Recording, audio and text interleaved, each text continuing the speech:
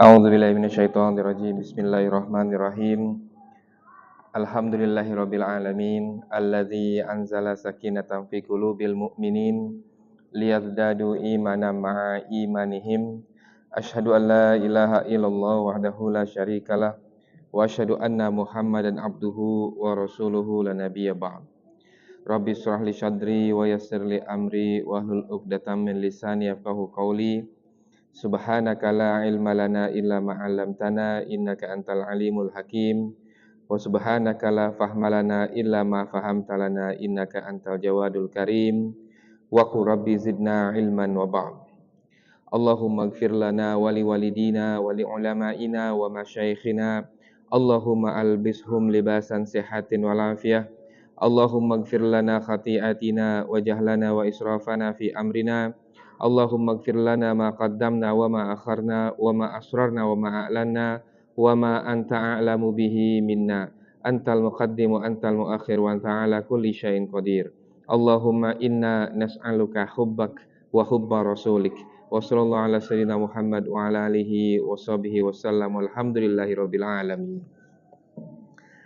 Yang saya hormati Presiden Permai dan seluruh jajaran pengurus Permai,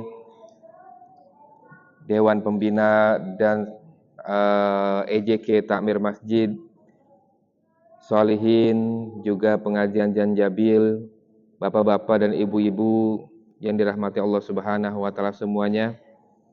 Wahaikum jami'an bi tahiyatil Islam tahiyatan thayyibatan barakatan min indillah. Assalamualaikum warahmatullahi wabarakatuh.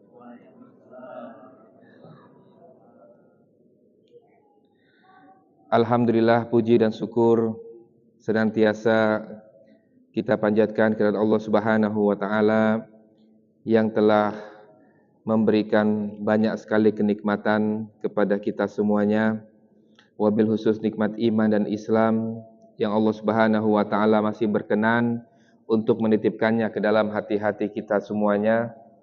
Salawat dan salam juga semoga selalu tercurahkan kepada baginda Nabi besar Muhammad sallallahu alaihi wasallam, suri tauladan kita sepanjang masa, juga kepada keluarga beliau, kepada para sahabat, tabi'in, tabi'in dan seluruh orang-orang soleh hingga akhir zaman. Dan mudah-mudahan Allah Subhanahu wa taala berkenan menjadikan kita semuanya sebagai pengikut Rasulullah yang setia, sehingga kita sama-sama telah berkumpul bersama Rasulullah Muhammad sallallahu alaihi wasallam. Amin ya rabbal alamin.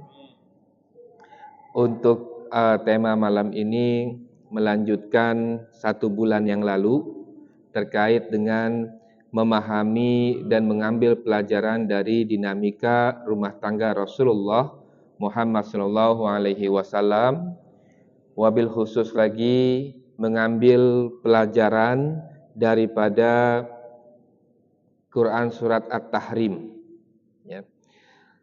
Jadi kita sudah untuk review supaya mengingat kembali 1 bulan yang lalu, ya. Kita sudah membahas Quran surat At-Tahrim ayat 1 sampai 5, tapi mungkin belum semuanya, ya. Karena mungkin masa yang kurang sesuai ketika pada hari itu. Jadi kita ingat bahwa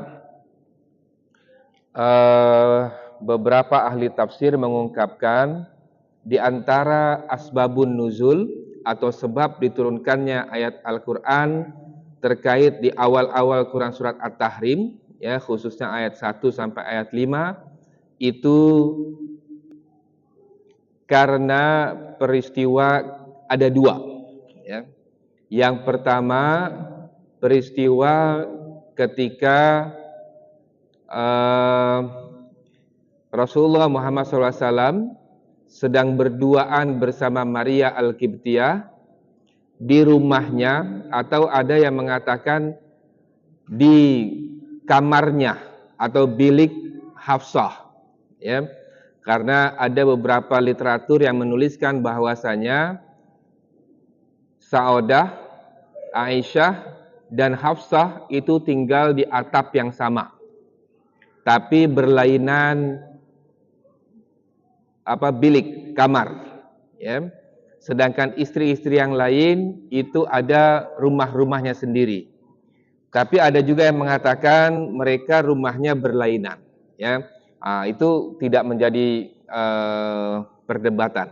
Poinnya adalah Hafsah mendapati Rasulullah Muhammad SAW sedang berduaan bersama Maria Al-Qibtiyah, ya.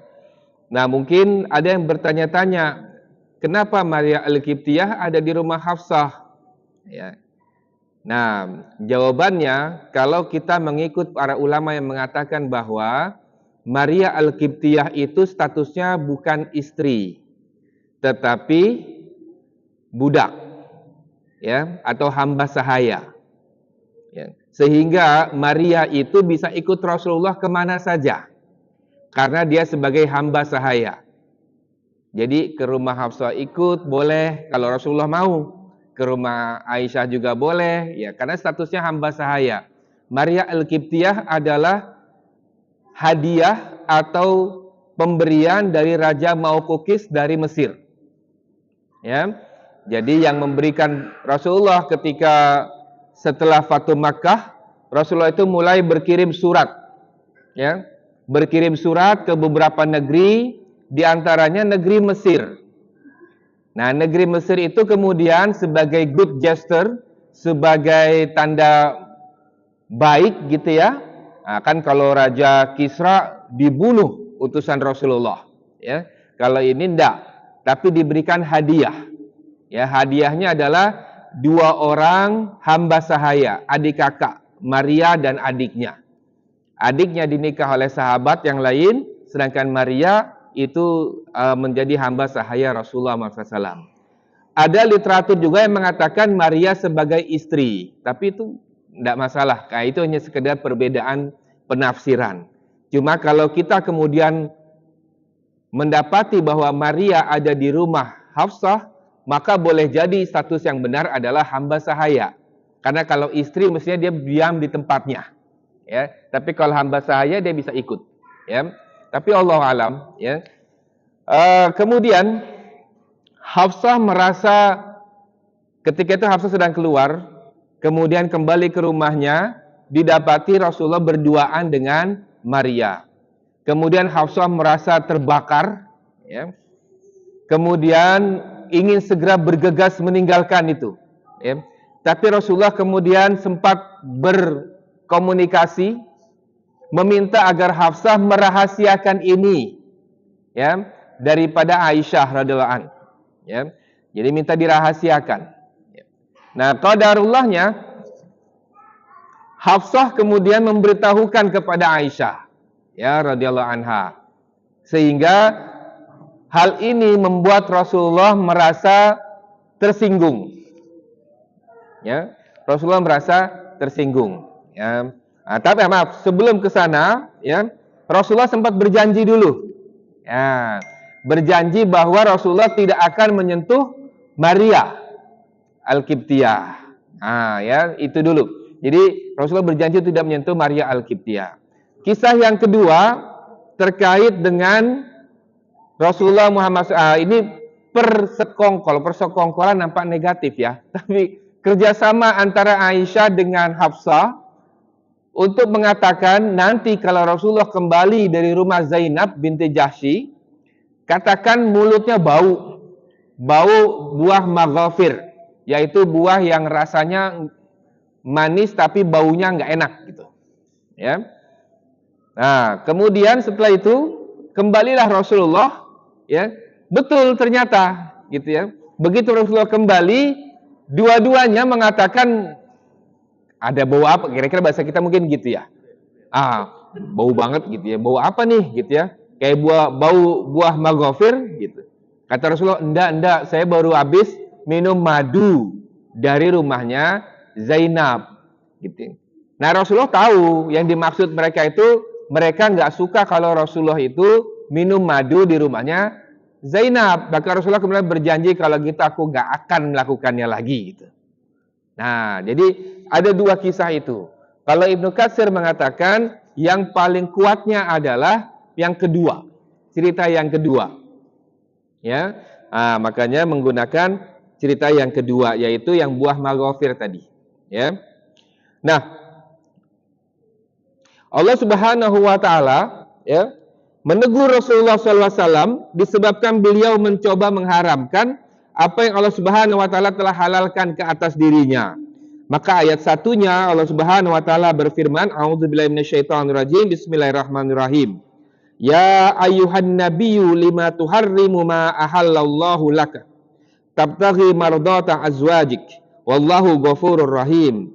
Ya Nabi, ya, mengapa kamu mengharamkan apa yang Allah telah halalkan bagimu?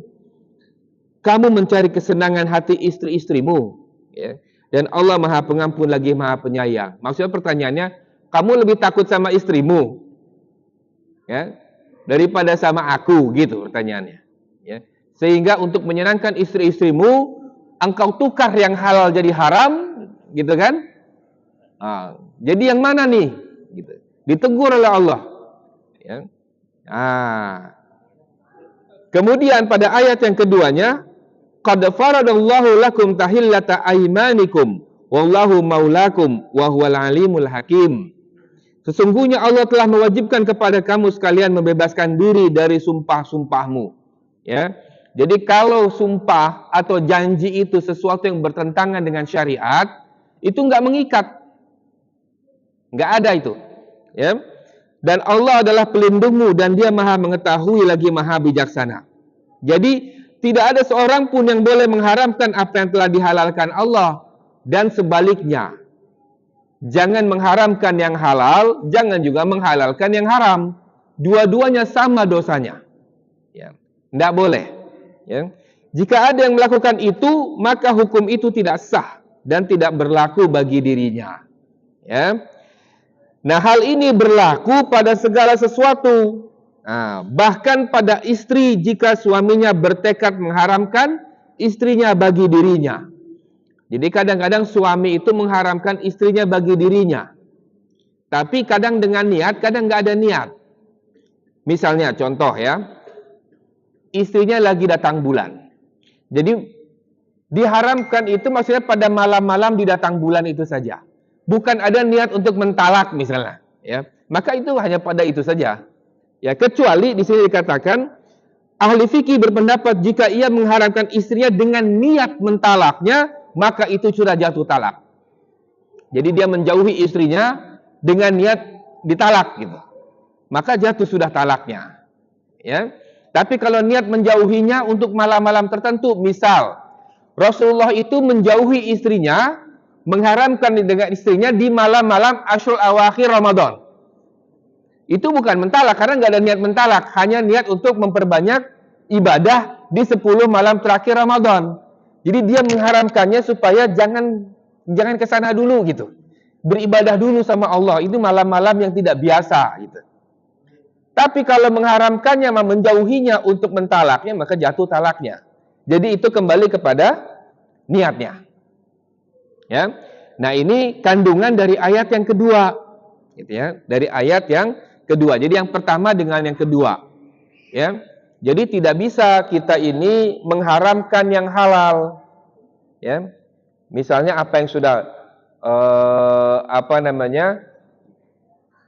yang mengharamkan yang halal. Ya. Ya tadilah ya minum madu gitu ya. Dan lain-lain. Niatnya untuk menyenangkan hati seseorang. Ya. Artinya di situ diikuti dengan rasa untuk misalnya boleh dibilang mungkin meminta keridhaan daripada yang lain selain Allah Subhanahu wa taala. Ya.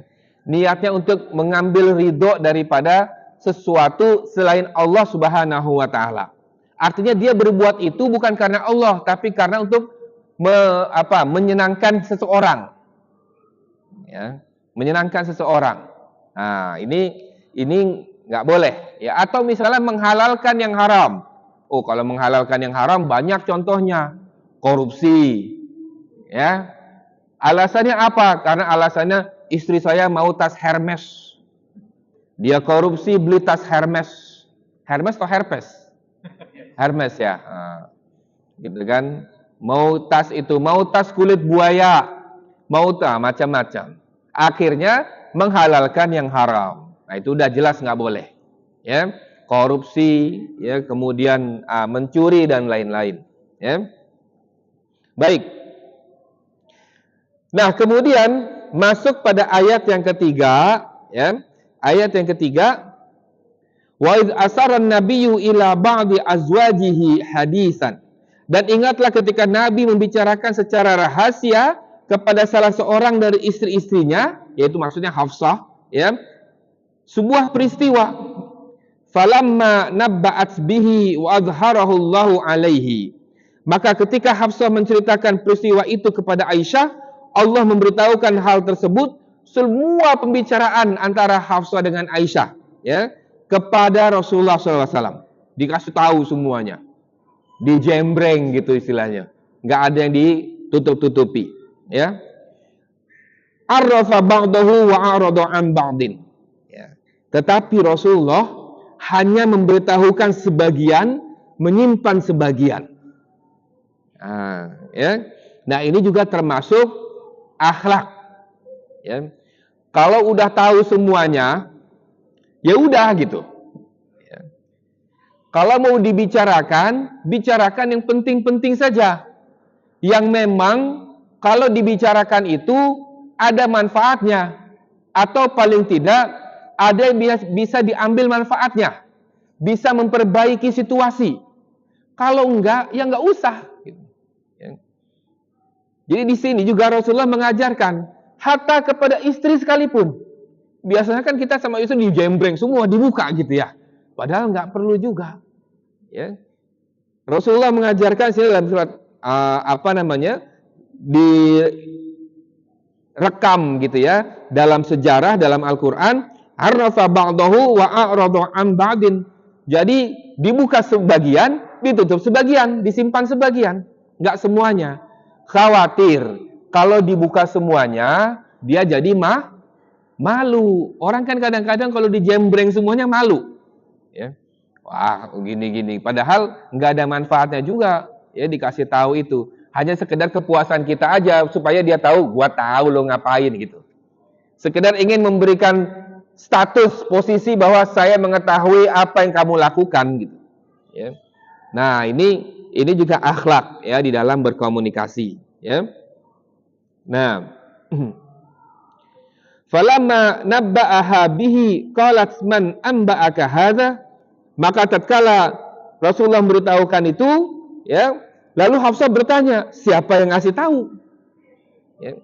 Siapa yang ngasih tahu? Qala nabba'ani al-alimul khabir. Nah, kemudian Rasulullah menjawab, yang ngasih tahu aku Allah, yang maha mengetahui lagi maha mengenal. Ya. Jadi yang memberitahunya langsung Allah.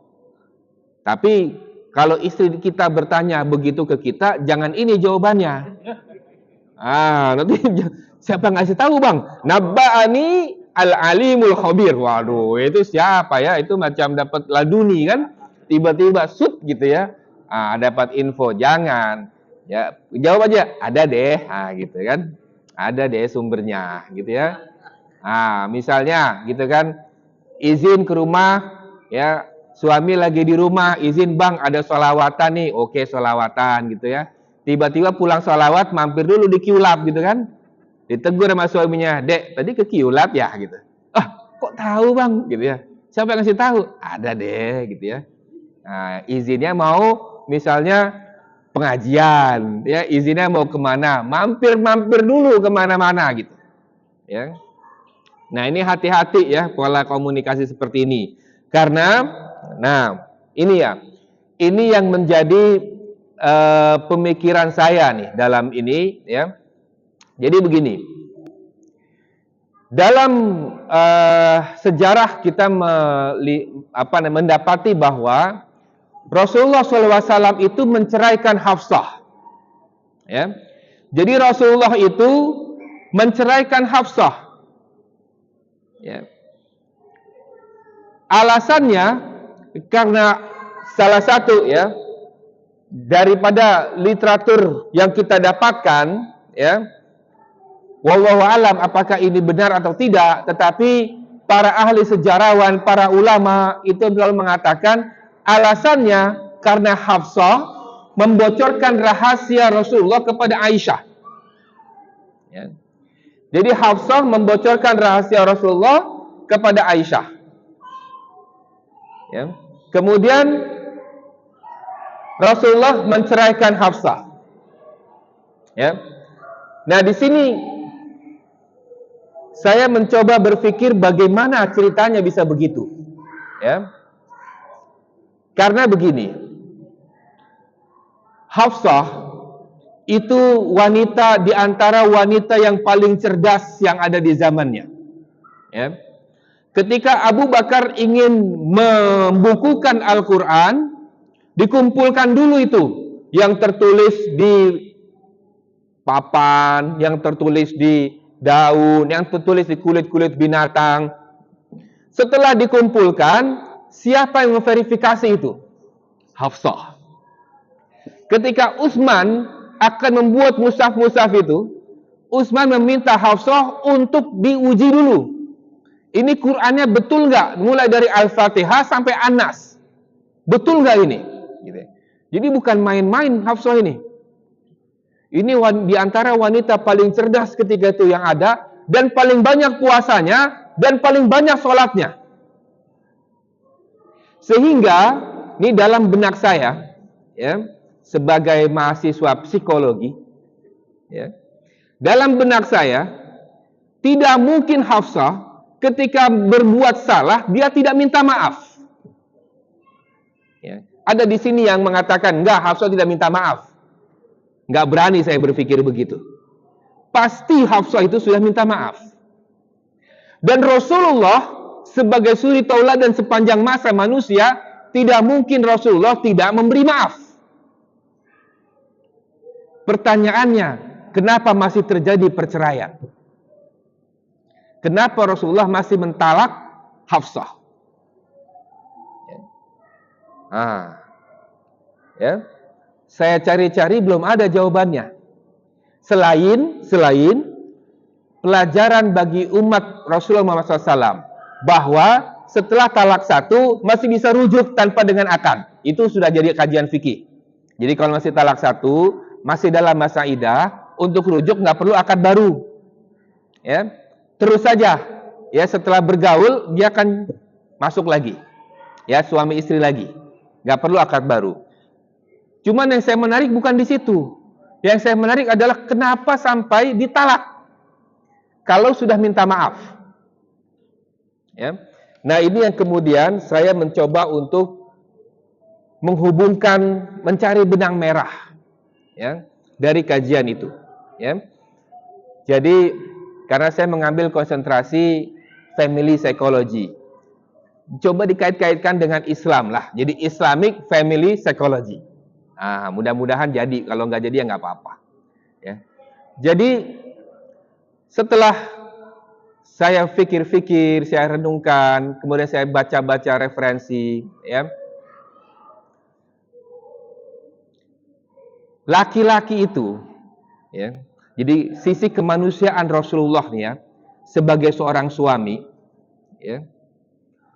Kalau dia sudah tidak lagi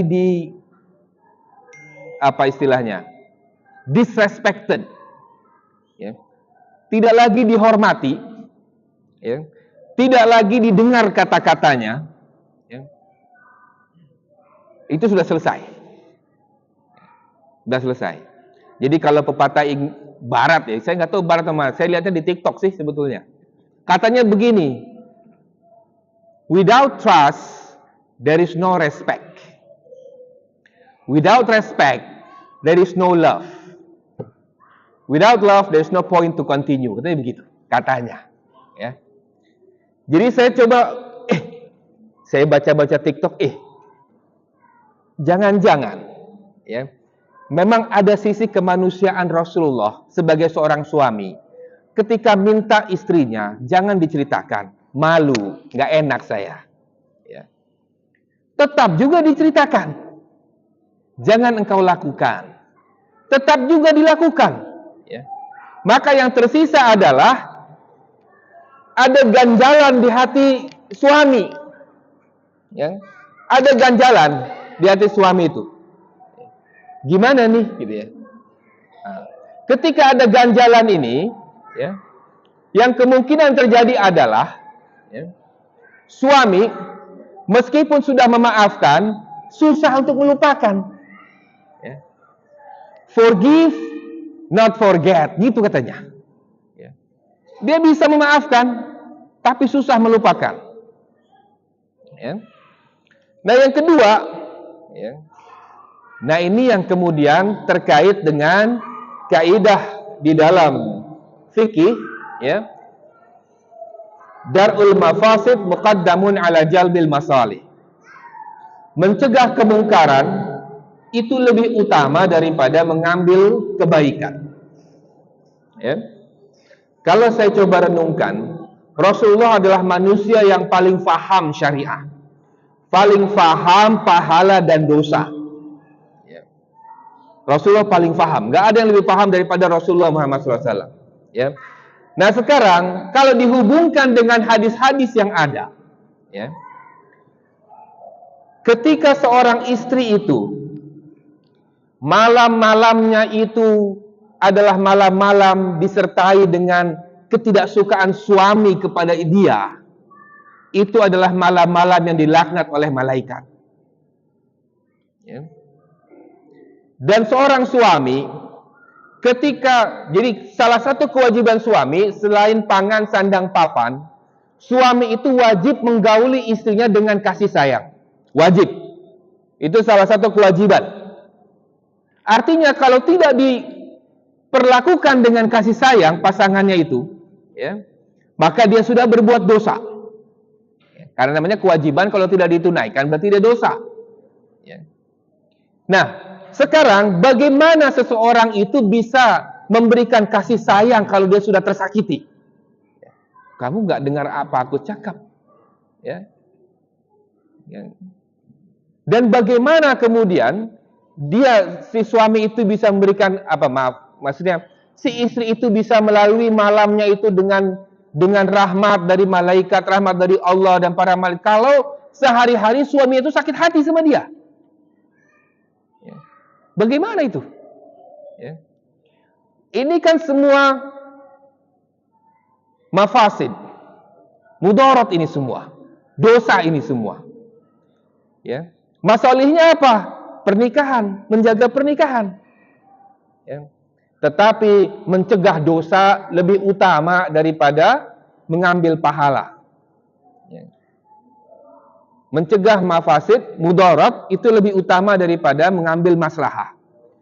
Maka daripada malam-malam kamu penuh dengan laknat, daripada hari-hari aku tidak bisa melaksanakan kewajiban, ya, berinteraksi dengan kamu dengan kasih sayang, susah, ya, karena engkau sudah mengkhianati saya, misalnya, ya, maka lebih baik dalam hal ini, ya, kita selesaikan saja. Setelah ini selesai, setelah ditalak, maka bencinya dia kepada Hafsah bukan bencinya suami pada istri. Hafsah nggak akan mendapatkan laknat lagi dari malaikat, dari Allah. Terbebas dia sudah. Dan Rasulullah juga karena sudah bukan istrinya tidak berkewajiban berinteraksinya dengan kasih sayang. Selesai, ya. Maka cerai itu menjadi solusinya, ya. Nah, menjadi solusinya di situ, ya. Dan Rasulullah tidak menikahi Hafsah kembali kecuali apa? Turun wahyu dibawa oleh malaikat Jibril. Allah memerintahkan engkau untuk menikahi kembali Hafsah karena Hafsah adalah istrimu di surga. Kan nggak mungkin orang lain di dunia jadi istri di surga kecuali bidadari. Ya. Nah, supaya dia jadi istrinya di surga, maka dia harus dinikahi di sini. Jadi istrinya di bumi ini adalah istrinya nanti di surga. Ya, nggak usah khawatir kalau istrinya dianggap jelek di surga paling cantik, lebih cantik dari bidadari. Begitu kan hadisnya. Ya. Nanti berubah tuh seketika, kayak entah gimana pokoknya gitu ya, berubah aja pokoknya, lebih cantik dari bidadari, karena dia jadi ibu suri bidadari, ya. Nah, jadi dalam hal ini, ya, kemudian maka saya berpikir, kalau gitu gimana caranya mempertahankan itu? Ya, kalau dulu dalam Quran, dalam undangan pernikahan, suka ditulis tuh Quran surat Ar-Rum ayat berapa? Ar-Rum ayat 21, ya. Satu undangan tuh ya. Allah Subhanahu wa taala berfirman, A'udzubillahi minasyaitonirrajim. Bismillahirrahmanirrahim. Wa min ayatihi, dan di antara tanda-tanda kebesaran Allah, an khalaqalakum min anfusikum azwajan. Dia menciptakan untukmu istri-istri dari jenismu sendiri. Litaskunu ilaiha. Ya. Supaya kamu cenderung dan merasa tentram, sakinah, tenang, ada trust, tidak khawatir, enggak ketakutan. Ya. Jadi landasan pertama pernikahan itu bukan cinta. Landasan pertama pernikahan adalah litaskunu ilaiha. Kita tuh bisa merasa aman, merasa tentram, merasa tenang, ya, merasa enggak khawatir, ya. Untuk hal apa? Ya hal apa saja yang kita khawatirkan. Misalnya, ada perempuan yang suka, dia wanita karir, ya. Kemudian datang laki-laki melamar dengan syarat, kamu harus berhenti dari pekerjaan ini. Dia nggak tenang, ya. Ya. Karena dia merasa nggak tenang, kemudian dia memutuskan, ya, kayaknya nggak bisa deh, karena visi saya harus tetap bekerja, ya, dengan berbagai macam hal. Maka ketika dia paksakan menikah itu, kemudian dia jadi merasa khawatir, was-was, ya, nggak tenang, ya, nggak ada trust, ya. Maka landasan pernikahan itu sudah hancur dan nggak ada lagi, ya, dan nggak ada lagi. Yang ada nanti ribut di rumah tangga itu, ya. Kamu sih nggak izinin aku kerja, kamu sih, ya, macam-macam lah alasannya, ya, dia ribut, ya. Jadi yang pertama itu ternyata litaskunu ilaiha, ya. Jadi yang belum menikah atau yang mau menikah lagi, saya nggak tahu, wallahu a'lam bishawab, ya. Landasan pertama itu bukan cinta. Maka kalau yang menikah itu dilandasi oleh perzinahan, nauzubillah, itu nggak akan nyaman rumah tangga itu, ya. Jangankan apa yang zinahnya saja sudah dosa, ya. Jadi yang pertama adalah mencari ketenangan. Makanya kadang-kadang kan kita heran, ya, ini kan dia kan dijodohin, kok bisa awet sih 40 tahun, 50 tahun, 60 tahun, padahal nggak kenal sebelumnya. Nggak ada itu cinta-cintaan, nggak kenal sebelumnya, tapi dia bisa awet. Tapi coba itu yang pamer kemesraan di TikTok, Telegram, semua, IG, ya, setahun 2 tahun amblas tuh, ya. Di TikTok begitu mesranya gitu kan, begitu setelah setahun kebuka semuanya, ya. Umroh semua, haji sama-sama, bukan Om Roro ya, tapi ya, ini yang selebgram itu loh Om Roro, ya.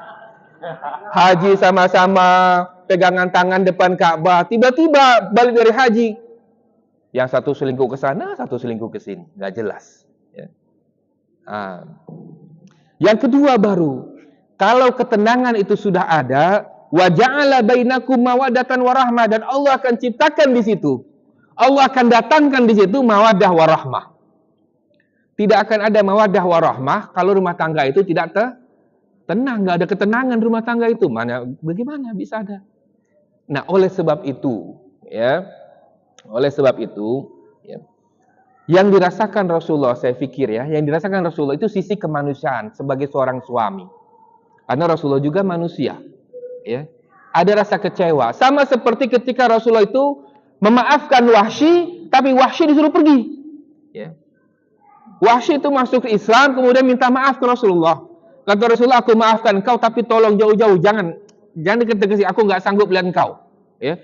Setiap kali melihatmu, aku tuh kalau nggak sedih marah, karena aku ingat pamanku Hamzah, ya. Sudah engkau cabik-cabik. Maka Wahsy kemudian kan berkelana. Wahsy itu tidak pernah kembali ke Madinah, selalu ikut di mana ada pasukan perang dia ke situ. Ini udah habis, dia pindah satu lagi. Pokoknya nggak pernah kembali ke Madinah. Itu Wahsy. Karena Rasulullah melarang Wahsy, jangan kamu kembali ke sini, ya. Tidak boleh. Ya. Jadi ada juga sih kemanusiaan. Kadang-kadang kita bisa memaafkan. Forgive, but not forget. Ya. Kita memaafkan, iya memaafkan, tapi udah gini aja deh. Nggak usah datang ke sini lagi. Ya. Saya maafkan, bismillah, nggak ada masalah, udah kita kosong-kosong, tapi tolong. Karena yang kamu lakukan itu begitu sakit sekali kepada saya. Misalnya gitu ya.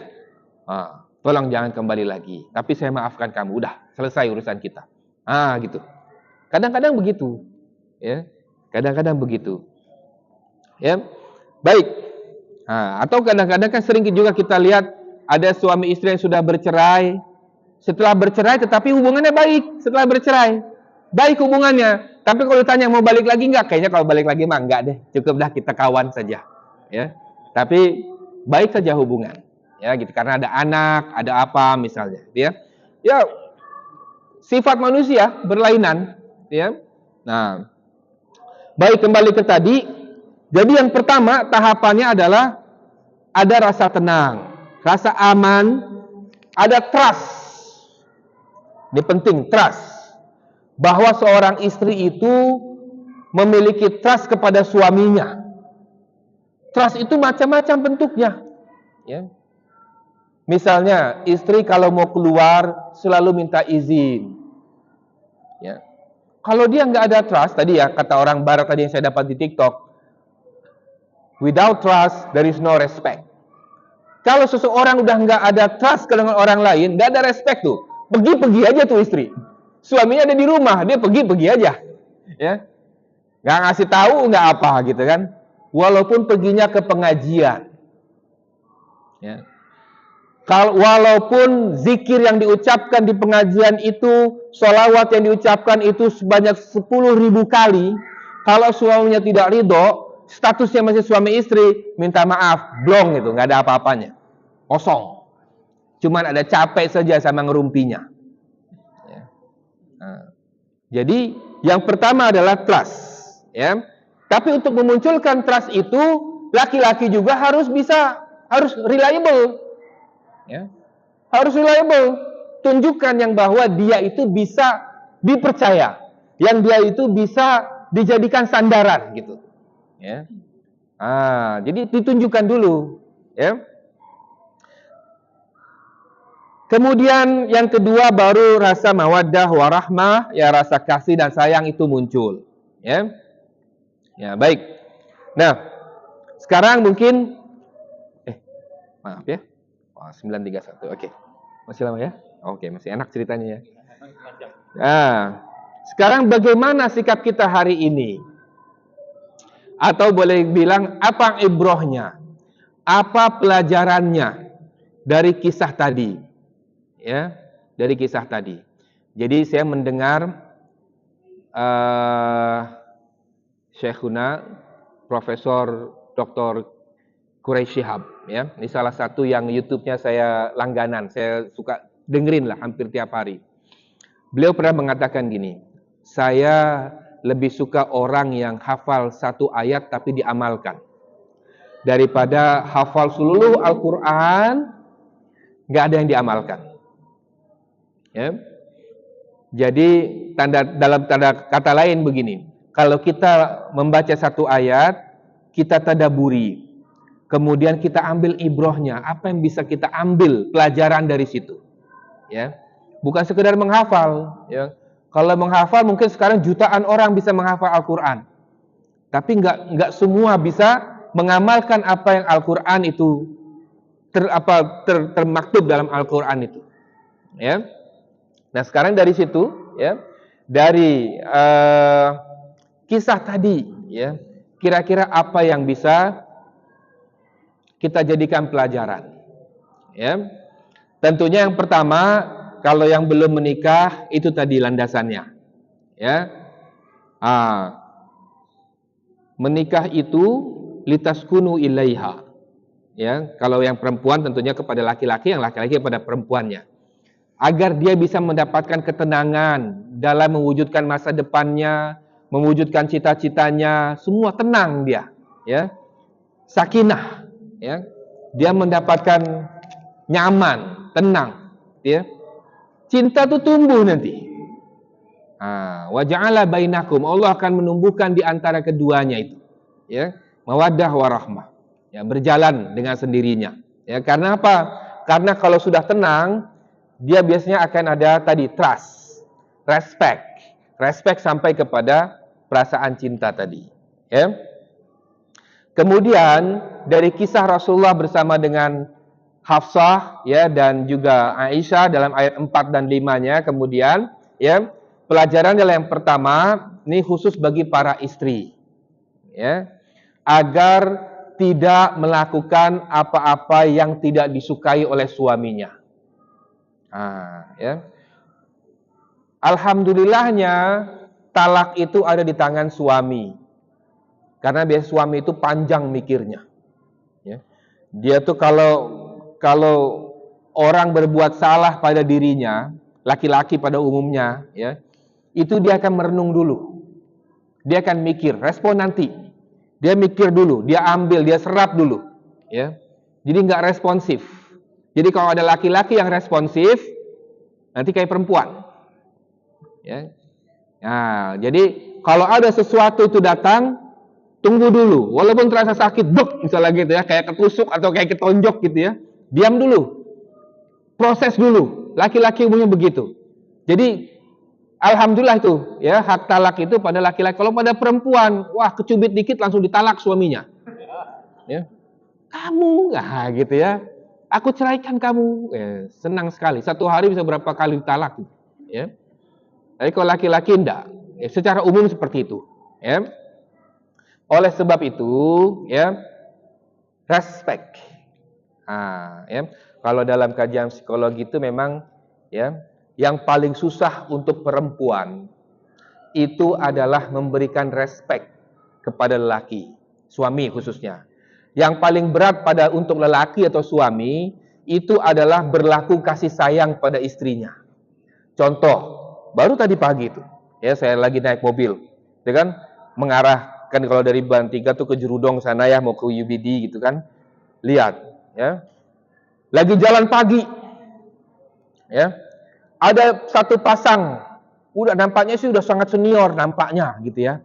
Tapi jarak, dia lagi jalan pagi. Jarak antara si suami dengan si istri mungkin dalam 200 meter. Istrinya di belakang, jalan pelan-pelan gitu ya.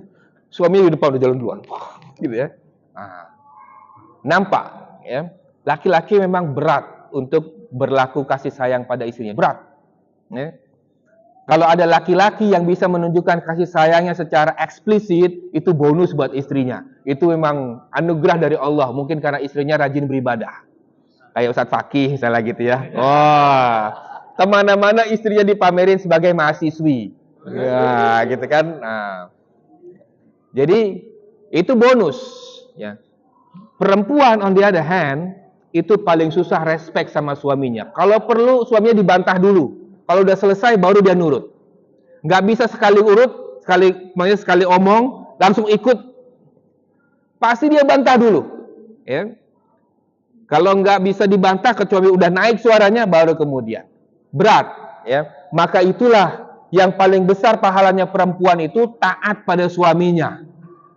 Istri yang taat pada suaminya, ya, dia cukup sholat, dia cukup puasa bulan Ramadan. Ya. Nggak perlu ibu minta maaf ya, setiap minggu 7 kali hadir pengajian, nggak perlu. Ya. Nggak perlu misalnya puasa sunnah di luar puasa Ramadan, nggak perlu. Cuman perlu puasa Ramadan, sholat 5 waktu, dan taat pada suaminya. Tapi karena itulah taat itu menjadi berat. Ya. Berat, ya. Respect, taat pada suami itu berat buat perempuan. Istri, ya, yang bersatu sebagai istri. Ya. Kalau bisa diadu dulu itu argumennya. Ya. Sama laki-laki pun sebaliknya. Ya. Makanya Rasulullah mengatakan khairukum li ahlihi.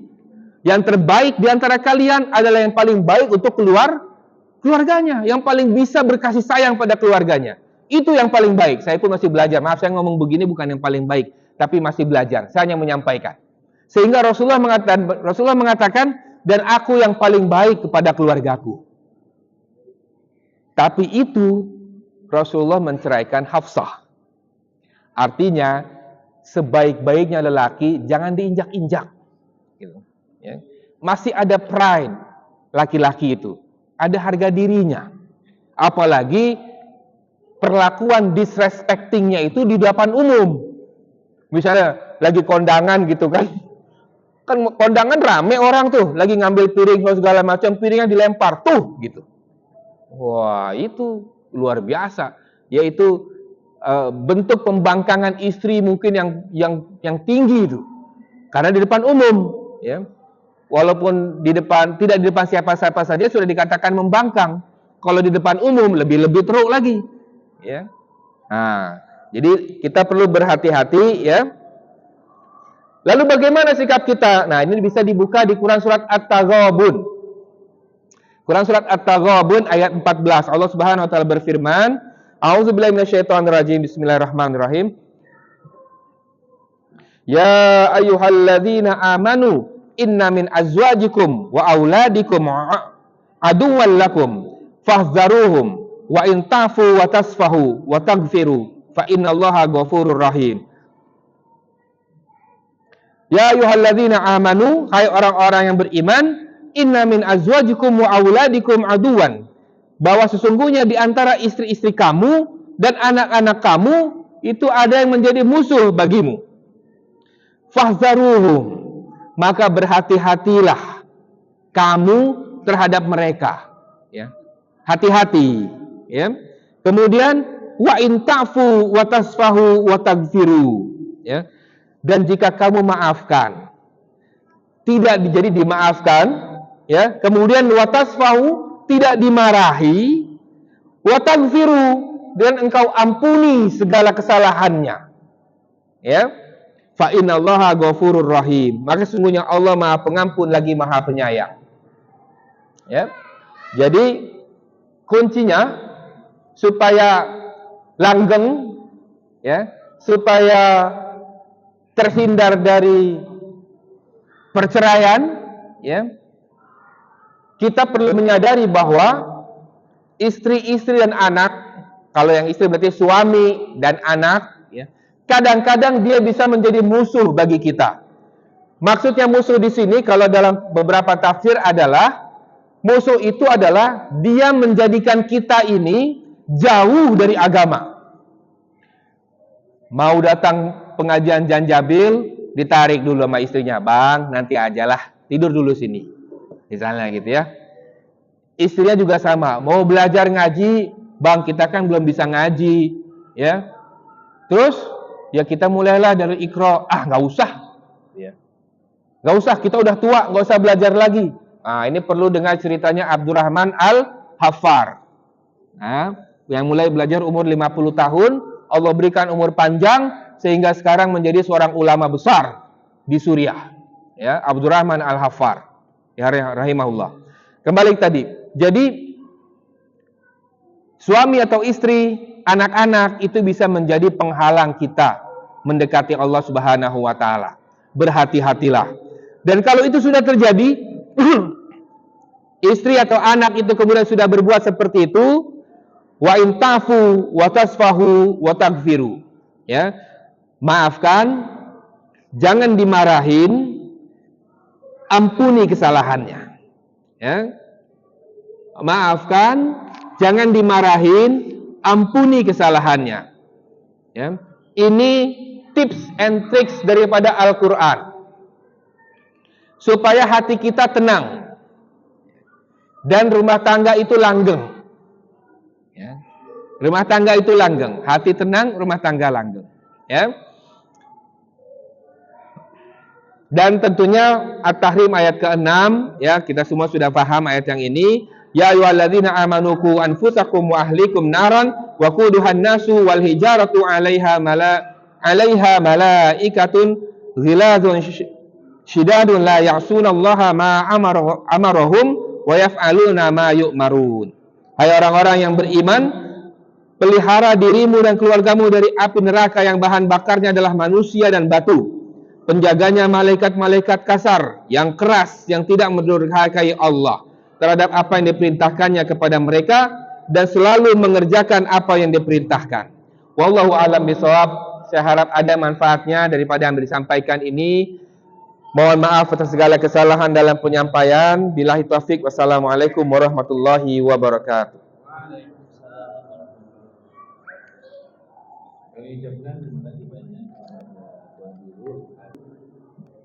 Diangkat oleh Allah ke surga dan neraka, ya. Yang nampak oleh Rasulullah itu, dinampakkan oleh Allah kepada Rasulullah itu, yang di neraka itu yang paling banyak adalah wanita. Dan ketika ditanya, salah satu penyebabnya adalah lisan. Dan lisan ini alat paling banyak digunakan untuk disrespecting person. Alat yang paling banyak digunakan oleh manusia untuk menjatuhkan orang atau disrespecting orang. Wabil khusus istri kepada suami. Jadi topik malam ini bukan untuk disrespecting wanita, bukan ya, minta maaf, bukan itu. Saya hanya ingin emphasize, ya, mengingatkan kembali tawasabil haq, tawasabil sabr, ya, bahwasanya, ya, ujian, ya, di dalam kehidupan, khususnya di rumah tangga, ya, ujian dalam rumah tangga itu, ya, itu bukan dibebankan, ya, tetapi cenderung lebih kepada pihak perempuan ujiannya itu, ya, daripada pihak laki-laki. Itu bukan berarti laki-laki tidak ada ujiannya, ada, ya. Tetapi kalau dilihat itu lebih banyak kepada perempuan, ya, kepada pihak perempuan.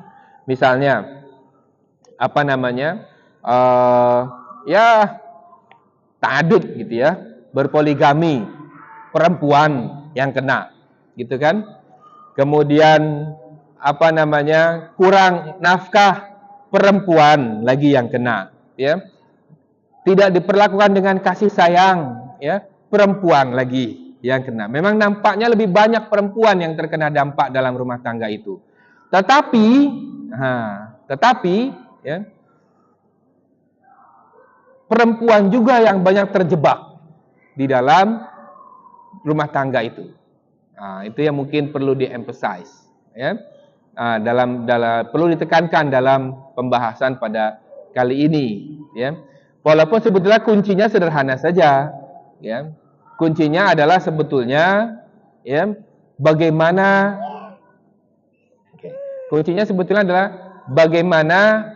Asiyah memberikan contoh, ya. Asiyah adalah istri daripada Fir'aun. Tapi Asiyah adalah wanita ahli surga, ya. Jadi perempuan itu, istri itu banyak mengeluh tentang suaminya, padahal suaminya bukan Fir'aun. Asiyah itu suaminya Fir'aun. Dia bersabar sampai mati, ya. Nggak pernah minta cerai, nggak pernah kemudian berkata buruk tentang suaminya. Dia mengurus Nabi Musa, tapi nggak berkata buruk tentang suaminya. Nah, kita ini suaminya bukan Fir'aun, ya. Dia pula bukan Asiyah sebetulnya, tapi perlakuannya lebih-lebih seperti dia lebih daripada Asiyah, suaminya lebih teruk daripada Fir'aun, ya. Jadi sama juga, ya, untuk laki-laki juga sama, ya. Jadi mungkin lebih kepada kita introspeksi, ya, introspeksi. Tapi kan saya udah nggak tahan. Pokoknya ngeliat mukanya aja enak gitu. Kalau ngeliat mukanya saja udah enak, jangan tunggu-tunggu, ya. Duduk sama-sama, bincangkan dengan anak, ya. Khawatir malah yang bertumpuk bukan pahala tapi dosa. Ya. Maka darul mafasid muqaddamun ala jalbil masalih. Daripada ya, suami istri udah saling enek, ya, tapi dipertahankan dengan alasan anak. Anak ngelihat gimana bapaknya memperlakukan istrinya dengan cara enek, sehingga anak tuh berpikir, oh begini toh cara seorang laki-laki memperlakukan istrinya. Begitu dia besar menikah, dia begitu juga memperlakukan istrinya. Karena dia belajar dari bapaknya, begitulah cara bapaknya memperlakukan istrinya. Padahal bapaknya enek sama istrinya gitu, sama ibunya. Bahaya itu. Ya. Sudah ada solusinya dalam Islam. Maaf, saya bukan menganjurkan ya. Tapi kaidahnya itu. Ya. Tentu saja langkah pertama adalah cari solusinya. Ini maksudnya kalau udah nggak ada lagi solusi terakhir, ya, udah sama-sama enek, udah nggak bisa. Apalagi nauzubillah sudah ada pil dengan will. Udah ada pil sama will.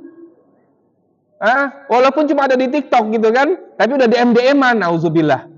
Ya, kan itu yang terjadi, ya kan? Ya, kan itu ya, katanya itu ya. DM-an dulu kan? DM-an dulu. Lagi musim. Ya. Bahaya itu. Mendingan udah, akhirnya kan terjadi seperti yang kita ketahui. Akhirnya anaknya manggil orang tuanya adalah maaf, B2 gitu kan. Anjing misalnya. Itu bapaknya sendiri. Ya. Kenapa? Karena itu tadi. Ya. Kalau udah enek, udah nggak kuat ngelihat pasangannya, duduk sama-sama, bicarakan sama-sama. Berlaku dewasa saja. Anggap anak-anak itu sudah dewasa. Jangan dilakukan anak kecil terus. Orang udah 14 tahun, 15 tahun, udah dewasa. Bicarakan dengan baik. Ya. Nah, ini sebagai konselor nih ya. Bukan sebagai muwajih atau konselor psikologi. Ya. Duduk sama-sama, bincangkan, selesai. Darul mafasid muqaddamun ala jalbil masalih. Insyaallah ya, mencegah mudarat, banyak mudaratnya tuh, ya. Nah, malah yang paling khawatir itu tertanam di benak anak. Oh, begini loh cara istri memperlakukan suami, misalnya ngasih makanan di meja makan dilempar, tuh buat kamu. Anak perempuan dia ngelihat, ngebaca. Bapaknya pula diam aja kan. Oh, ternyata begitu loh caranya. Anak laki-laki ngelihat bagaimana bapaknya memperlakukan istrinya. Ya. Ngasih barang dilempar ke mukanya, tuh barangnya, tuh gitu. Nah, anaknya akan tertanam, oh begitu loh, sehingga dewasa begitulah cara dia memperlakukan keluarganya. Wallahu a'lam bishawab.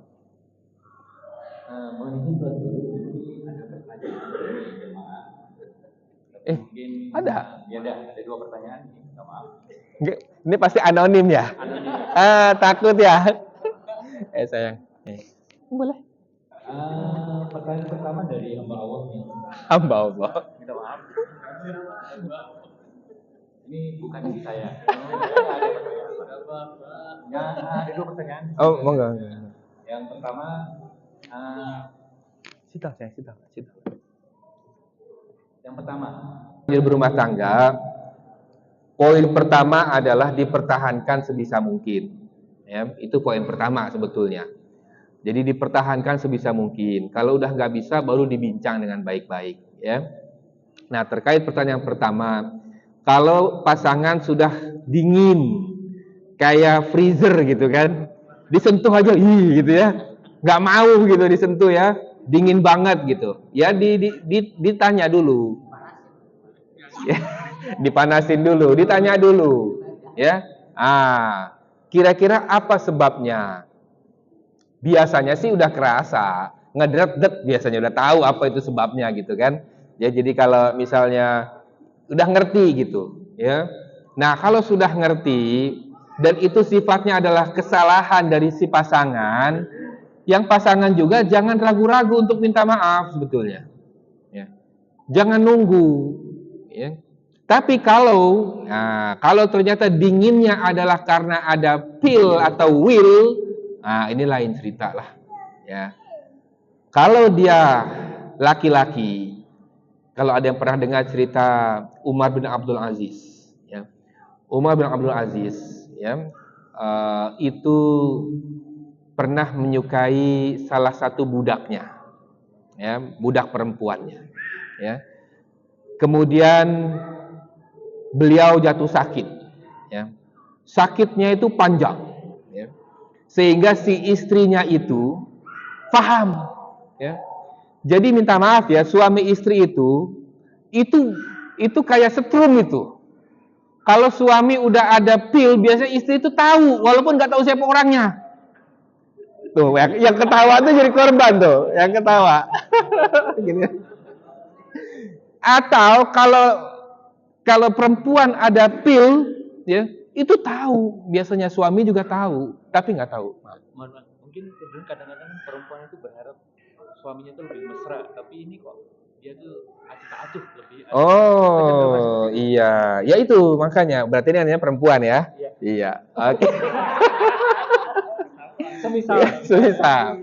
Iya, jadi itu tadi si pasangan juga perlu bertanya dulu kira-kira apa sebabnya. Jangan didiamin aja, ya. Apa sebabnya diacuhkan? Apa sebabnya dingin, ya? Ditanya.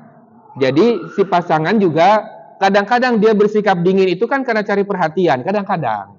Makanya kita nggak tahu apa sih sebabnya dingin itu, ya. Jadi tanyakan dulu. Kalau sudah jelas, baru bisa diambil action, gitu ya. Nah, saya sambung kisah yang tadi itu. Jadi Umar bin Abdul ketika jatuh sakit itu, Umar bin Abdul Aziz itu ditawari oleh istrinya. Istrinya paham gitu, dia sakit tuh karena memendam rindu, ya. Rindu atau cintanya kepada budaknya itu, tapi nggak berani karena memang takut pada Allah kan, nggak berani, cuma dia memendam. Tapi pendamannya itu kebaca sama istrinya. Maka istrinya ketika dia ditawarkan, bagaimana kalau aku nikahkan engkau dengan fulanah? Seger. Tapi jangan itu dulu. Tapi beliau menolak. Nggak mau, ya. Nah, jadi dia khawatir diperbudak oleh perasaan, ya. Jadi Umar bin Abdul Aziz itu mengatakan dia khawatir dia itu diperbudak oleh perasaan dia. Nah, jadi dia yang dikontrol nafsunya, bukan nafsu yang dikontrol oleh dia gitu. Nah, itu yang dia nggak mau. Yang kedua tadi tentang? Yang kedua tentang curhat tapi di status gitu. Oh iya, curhat di status. Aduh, ini ya. Jadi gini, saya termasuk orang yang nggak suka sosmed kecuali satu fungsinya, untuk dakwah. Ya. Kalau fungsinya untuk dakwah boleh. Termasuk istri saya juga saya bilang, ya, kalau mau untuk dakwah silahkan. Nggak perlu upload foto, ya pribadi gitu ya, nggak perlu. Kalau saya lah, nggak. Kalau yang lain kan masing-masing punya kebijakan. Bukan berarti yang saya lakukan itu betul, yang orang lakukan itu salah, bukan. Masing-masing keluarga punya kebijakan. Jadi saya minta saja, silakan aja bersosmed, tapi nggak perlu upload foto, yang gunakan untuk dakwah. Kalau untuk curcol namanya ya, curhat colongan gitu ya. Untuk curhat colongan gitu kan, dia mau curhat, dia masukkan ke situ gitu ya. Khawatir kita ini ada yang namanya mata-mata setan ya. Khawatir ada orang-orang yang memanfaatkan. Contoh perempuan, misalnya curcol tentang suaminya. Tiba-tiba DM teman lamanya, teman SMA-nya. Kamu kenapa? Kan? Bla bla bla bla bla. Ya? Ternyata itu bekas pacarnya yang dulu. Kemudian dia ngomong, aku juga sama. Wah, nggak tahu lah itu kemana ujungnya. Kan seperti itu asal-asalnya biasanya. Ya. Nah, yang seperti itu kan membuka pintu setan. Ya. Nah, padahal kita diperintahkan untuk menutup. Ya. Makanya ada kaidah dalam usul fikih itu namanya sadu zara'i, menutup blocking the means. Dia menutup pintu-pintu mudarat. Ya. Menutup pintu mudarat. Jadi misalnya kita jual pisau, ya. Kemudian lagi ada kekacauan, demo. Wow, kita jualan pisau nih. Mendingan gulung itu pisau. Karena kalau dijual takut digunakan buat bunuh orang. Haram dia ngejualnya. Karena nanti pisau itu diambil orang, dibunuh gitu. Kadang kan lagi riot. Ya lagi chaos gitu orang. Jangan jualan pisau ketika sedang ada demo. Bahaya itu. Sama jangan juga curcol apalagi perempuan di public place. Di tempat-tempat publik, takut nanti ada mata-mata setan. Ya, dia PDKT, ya, kemudian DM-an, terjadilah yang tidak kita inginkan, naudzubillah. Habis kehidupan dia kemudian. Ya. Jadi blocking the means, sadu zara'i, ya, itu jangan kita menutup pintu-pintu itu. Ya. Kalau untuk dakwah, mengingatkan ayat-ayat Al-Qur'an, hadis, ibrah, ya, hikmah. Dr. Ayu suka memberikan hikmah-hikmah, cerita-cerita hikmah, silahkan gitu ya. Tapi kalau untuk curcol ya jangan. Ya cerita hikmah itu misalnya ditinggal orang yang kita sayangi, ayah, ibu, keluarga, ada hikmah gitu ya. Tapi bukan curcol pasangan. Nah, itu semoga bermanfaat. Terima kasih banyak Tuan Guru. Kalau disambung kayaknya Besok pada meriang nih kayaknya. asik banget bahannya. Nanti kemudian karena waktu yang tidak mengizinkan, mohon maaf. Monggo. Kami ucapkan terima kasih banyak Tuan Guru atas Insyaallah. Mudah-mudahan Allah Subhanahu wa taala memberkahi setiap langkah kita tadi menuju ke masjid ini dan juga memberkahi langkah kita menuju ke rumah, dan tidak lupa pula kita berdoa kepada Allah Subhanahu wa taala semoga para masyayikh, para ulama-ulama yang telah mendahului kita, wabil khusus guru kita bersama yang telah memulakan sunnah hasanah ini, pengajian Zanjabil ini sejak berpuluh-puluh tahun yang lalu, ya semoga arwah beliau dicucuri rahmat Allah Subhanahu wa taala, dilapangkan kuburnya, diterangkan kuburnya, dan dijadikan kuburnya adalah salah satu dari taman-taman surga yang Allah dahulukan di dunia ini insyaallah. Maaf. Baik, kita bersama-sama membaca Quran suratul Fatihah. A'udzubillahi minasyaitonirrajim. Bismillahirrahmanirrahim. Alhamdulillahirabbil alamin, arrahmanirrahim, maliki yaumiddin.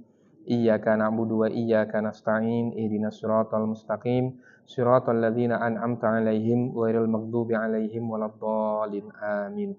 Qulillahumma malikal mulki tu'til mulka man tasha wa tanzi'ul mulka mimman tasha wa tu'izzu man tasha wa tu'zillu man tasha biyadikal khair. Innaka 'ala kulli syai'in qadir. Tulijul laila fin nahari wa tu'lijul nahara fil lail wa tukhrijul hayya minal mayyiti wa tukhrijul mayyita minal hayyi wa tarzuqu man tasha'u bighairi hisab. Allahumma inna hadza iqbalul lailik wa idbarun naharik wa aswatu du'atika faghfir lana ya Allah. Allahumma innaka ta'lamu anna hadhil qulub qad ijtama'at ala mahabbatik wa taqat ala ta'atik wa tawahadat ala da'watik wa ta'ahadat ala nasrati syari'atik. Wasikillahumma rabitataha wa addimuddaha wa ahdiha subulaha wa amla'ha binurika alladhi la yakhbu wasrah suduraha bi faidil imani bik wa jamili tawakkuli alaik wa akhiha bi ma'rifatik wa amit ala syahadati fi sabilik innaka ni'mal maula wa ni'man nasir. Wa sallallahu ala sayyidina Muhammad wa ala alihi wa sahbihi wa sallam. Alhamdulillahirabbil alamin. Wallahu minna wa minkum.